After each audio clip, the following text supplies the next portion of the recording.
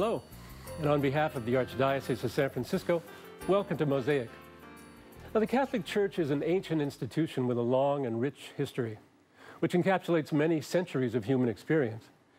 It is also a universal institution with members in every corner of the globe and from every culture and language group, but it is also a particular and local institution.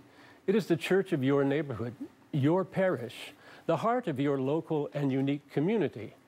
In that parish church is where you worship.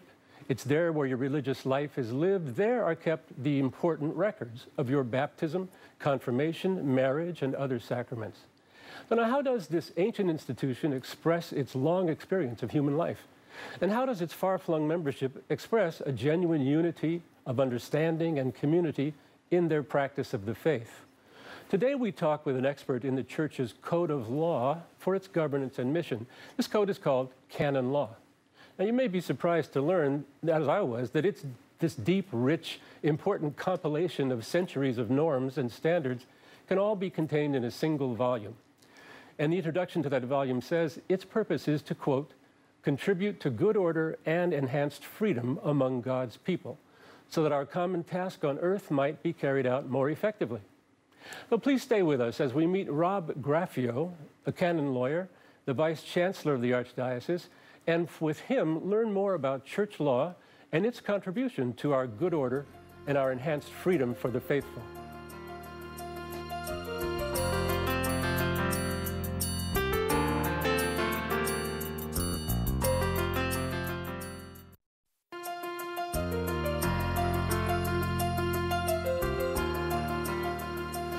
Hello and welcome to Mosaic with us. Today, my guest is Robert W. Graffio. I'll call you Rob. And Rob works for the Archdiocese of San Francisco. Rob, you're a canon lawyer. You'll tell us what that means. You are also the vice-chancellor of the Archdiocese and manager of the tribunal. So first of all, let's talk about being a canon lawyer. Tell us what that means, what canon law is, and how one becomes an expert in it. So canon law is the Catholic Church's body of internal law. It's different from American law. Oftentimes when I tell people I'm a canon lawyer, if they have no familiarity with the Catholic Church or the term canon law, they think that that's just one of the many branches of law for which someone goes to an American law school. And I have to sort of correct them a little bit and tell them, well, it's like a foreign body of law. It's like, interesting. You know, for a law from another country. And I always thought people associated it instantly with the church law, but you say no. Some people may have that connection, they may make that connection, but other people never heard canon law. Okay. You know, so there are people out there who just don't have that foundational understanding or have even heard the term. So, you know, it's the Church's internal body of law. You know, to be a canon lawyer is to have studied that in a canon law school and to get a degree in it.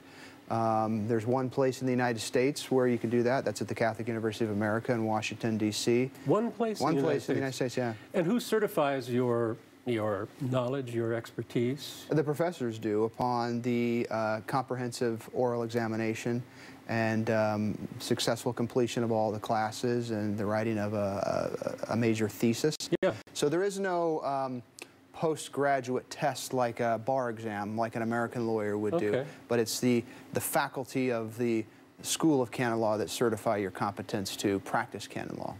And the overall arching authority for such a school is the Vatican in some ways? It is the Vatican. The Vatican's the Holy See, we call it more, is they set the criteria for the curriculum. Yeah. And that curriculum was actually revised not too long ago, maybe a little more than 10 years ago, to make it more rigorous, because there used to be a shorter period of time required to get the first canon law degree, which is a JCL, and then you can go on to get a doctorate in canon law, which is a JCD. So they overhauled that curriculum and made it, they lengthened it out a little bit and made it a little more difficult and rigorous to get that degree. Interesting. A special branch of learning. You probably don't have to do it all in Latin, right? You can do it in your vernacular. The lectures are certainly all in the vernacular. I got all my lectures in English. But you do take Latin classes because the text of the law is in Latin. Yes. And all translations really are supposed to be a secondary way of reading the law. You're supposed to, this is the expectation, that you read it in the Latin. Don't quiz me on my Latin. And then it would only secondarily, you'd read it in the vernacular. So, yes, you have to study that Latin a little bit. And I said in my intro that this body of knowledge could be contained in a single volume. I have the volume right here. This, I believe, though this is, in here is the Latin text and then an English text. So the Latin text, if it's half of this book, is not that copious. There's not that much to it. Right. Yeah. Now, I have to maybe just correct on one thing. Most of the church's law is contained in that volume, but there are other sources of law, including new law that was made after that 1983 Code of Canon Law was promulgated.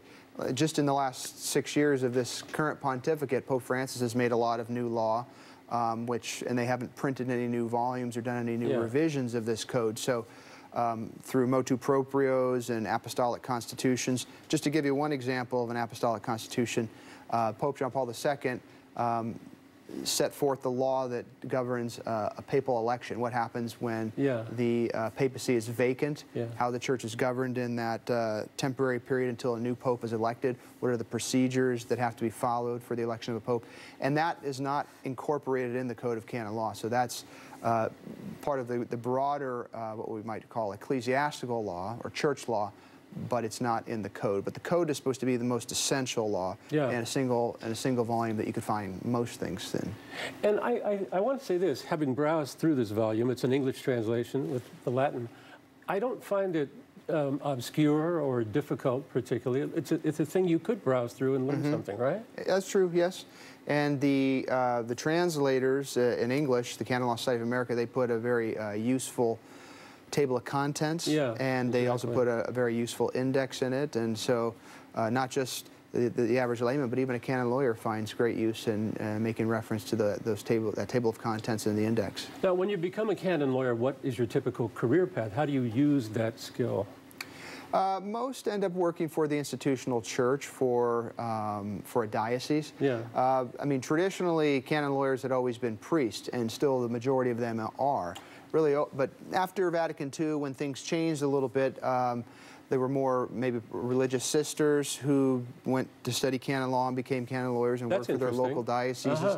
And then lay people who were not religious also increasingly, as they were more involved in the various aspects of the church's ministry, would go on to study canon law, and they would find jobs with their local diocese, and a lot of them in the tribunals. And you mentioned the word tribunal. You're called manager of the tribunal, and the Archdiocese of San Francisco has a tribunal, and it's a kind of what is it? It's a little bit of a scary word. Right. Men in black, judges, decrees, sentences. What does a tribunal do?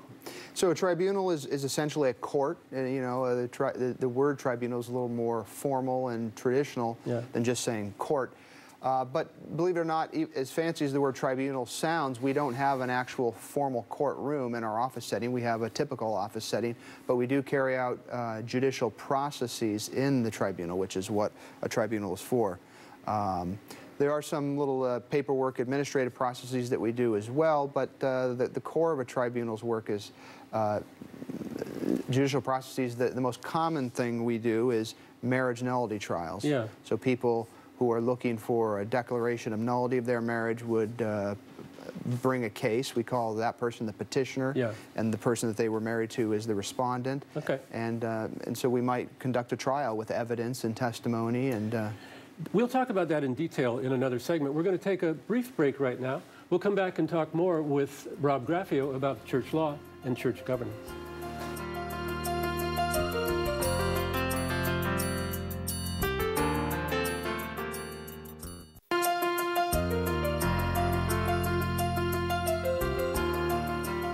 Welcome back to Mosaic and our discussion with canon lawyer Rob Graffio. Now, Rob, we understand a little bit about canon law, the law that governs the church and so on, and you're a lawyer in that field. There's an important piece of church discipline, church procedure that I hinted at in my introduction, which is the keeping of records. And it's interesting because there's such a contrast between the vast universal church, it seems to me, millions of adherents, and then the local church on the corner where your particular life is encased. If your ancestors have ever done any genealogical research, you hear about they went back to Europe and they went to the village and they found the priest and they got the records from whatever, the 16th century. So you've told me that record keeping is an important part of the church's function and of the canon lawyer's specialty. So, yeah, well, the church keeps very detailed and lengthy records on sacraments especially, and we're concerned about those records not primarily for genealogical reasons, but for the purpose of the living. They still are of value even beyond the person's life, but especially while they're living, we want to know what their status is in the church. So we keep records for baptism, for confirmation, okay, for marriage, holy orders, if a man is ordained a deacon or a priest, or even beyond that, a bishop, those things are recorded in the sacramental registers. When somebody dies and has a funeral in a parish, that is recorded as well. Yeah. Whether they were attended to by a priest before their death, that's recorded. So these are all important things to understand a person's status in the church. Yeah. The most important ones are baptism and confirmation and holy orders, because those are the three sacraments that leave a permanent mark on the soul. Yeah, we've been taught, in Catholic school. Yeah. So there is no erasing that mark, not in this life, not even in eternity. So it's important that we have a record of that so that we know that, about somebody's status in the church, that they were initiated as a Catholic or perhaps ordained into the ordained ministry. And again, these records are entered and kept in your parish, in your local parish. You know, if we can, I'd like to run one slide here to show you a recent news story. And if you can see this, there's a happy-looking Dominican pastor in San Francisco.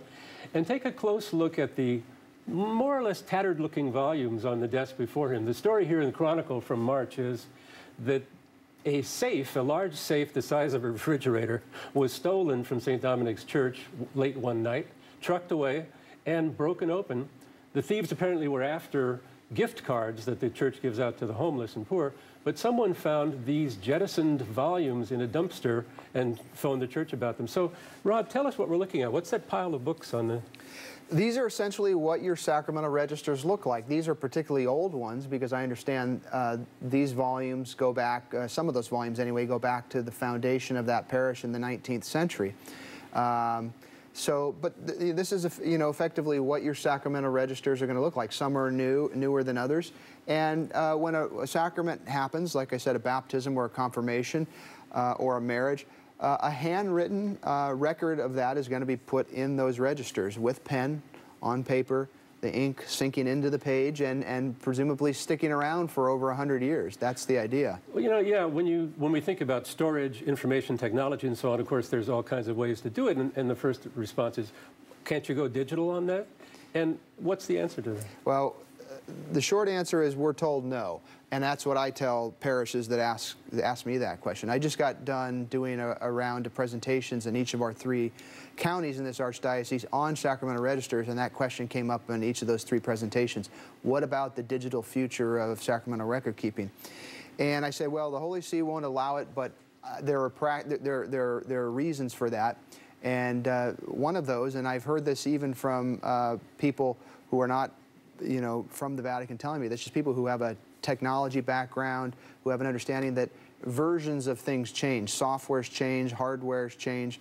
Everybody knows that we've gone from keeping computer information on magnetic tape to then a large floppy disk, a small floppy disk, a CD for a CD-ROM, a thumb drive, operating systems in PCs or Macintosh change. So you wonder how the information that's recorded at one time will be able to be accessible digitally 50 years down the road with all those changes in technology. So these are some of the cautions about it, plus the potential for it, in a catastrophic situation, being wiped out. Yeah. Whereas with hard books, you have to burn those things. You have to have a fire that would consume a parish office where they're kept, which would be in a safe, which would, to some extent, not totally fireproof them, but delay their consumption by fire, give the fire department a little more time, or be totally stolen. But so it's interesting to consider. I mean, you go by a parish church and they're having a Catholic mass, they're having something, but inside that parish church, there's a large, fireproof, major safe that is keeping the spiritual records of people for hundreds of years, right? Right. That's pretty amazing. right. That's a duty of the pastor to take care of that. That's right. I mean, we expect the state and the county to safeguard our birth records and our civil marriage records. We wouldn't want them to treat them very casually. And so we want, for us Catholics who have our sacraments recorded, we want the parish and the pastor of those parishes to take the same kind of care with those sacramental records because they're so important in our status. That's great. So look, we're going to take a little break now. We'll come back and talk further about the tribunal and the sacrament of marriage.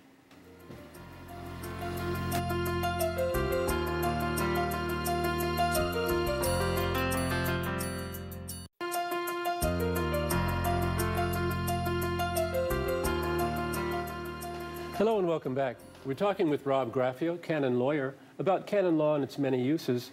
There's an important part of canon law, as I understand it, which is the law governing the sacrament of matrimony, right? Yes. And you are the manager of the tribunal of the Archdiocese. And I know the tribunal is connected with adjudications of matrimony in certain ways, right? So yes. Can you explain what that's all about? Right. So, as I think I made mention of before, people will sometimes bring their marriage cases. These are people who are divorced, and they want to clarify their status in the church and whether they in fact had a valid marriage or not. They especially want to know if not, because they want to know whether they have the possibility of having a future marriage in the church with someone else. Okay, we don't do dissolutions of sacramental marriages. We don't do divorces either. What we do are trials that require evidence and testimony to really make a determination of whether a marriage was null from the moment of the wedding, when the consent of the bride and groom was exchanged. Now, I think most laymen are familiar with the term annulment. We hear it a lot. There are civil annulments as well, right? In civil law, a marriage can be declared null and void. But in church law, it's something special. So you said you have a trial. What exactly is on trial in this trial? Is it an adversary proceeding in some way? Well, believe it or not, we don't use the term adversary, but believe it or not, the code does have, they call it the contentious process. So there is, it does presume that the respondent, okay, could be opposed to what the petitioner is seeking, which is a declaration of nullity. That's not the case every time. Sometimes the respondent either agrees with what the petitioner is seeking, namely a declaration of nullity of their marriage, or could be totally indifferent and not participate in the process. And the goal of seeking a definition, a judgment of nullity is to be able to marry again, or simply to declare that this marriage was not a valid Catholic marriage?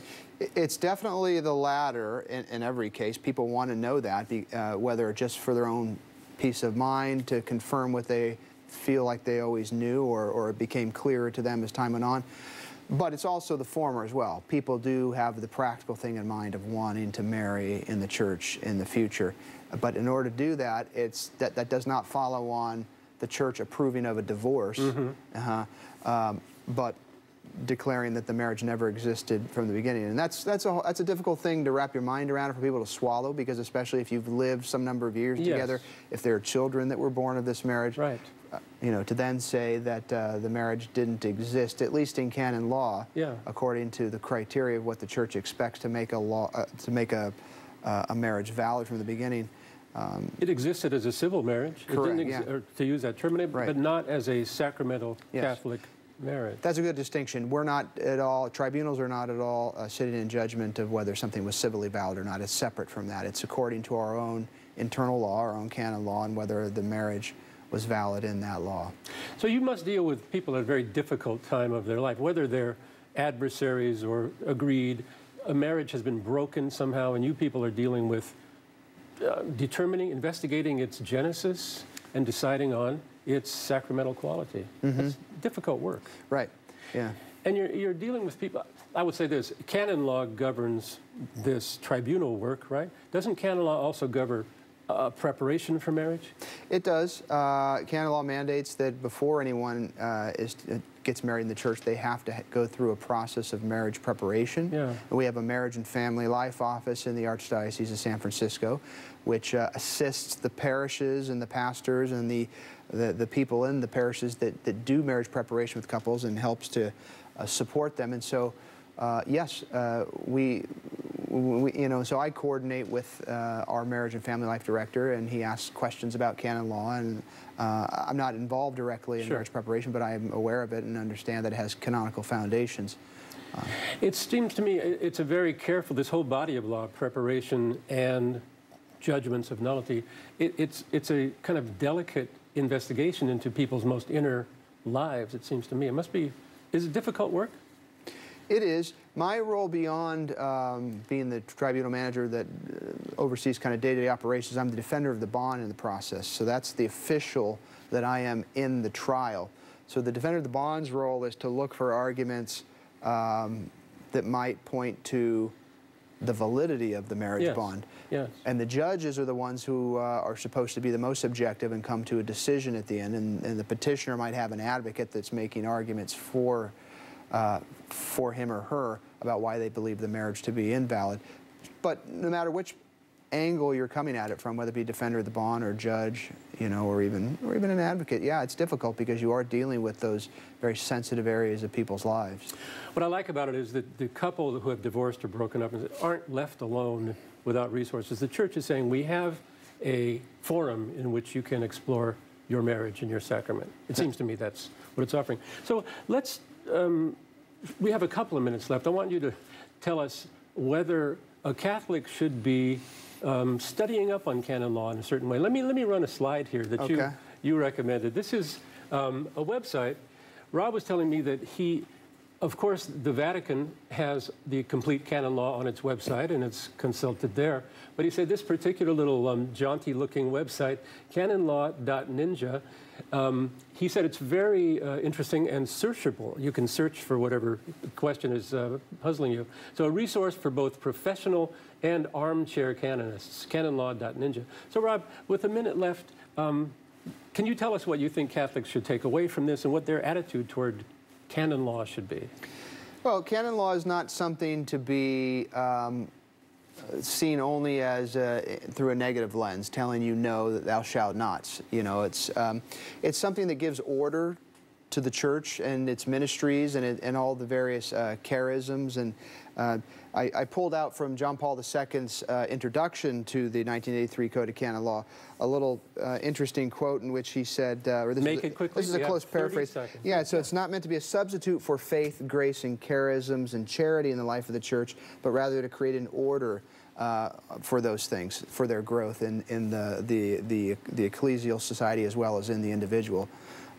So people should not be afraid of it. They can certainly search it out on this website. They could get their own volume and look up some things that interest you in the index and do a word search. Thank you, Rob. Thank you for being here, and thank you for joining us on this episode of Mosaic.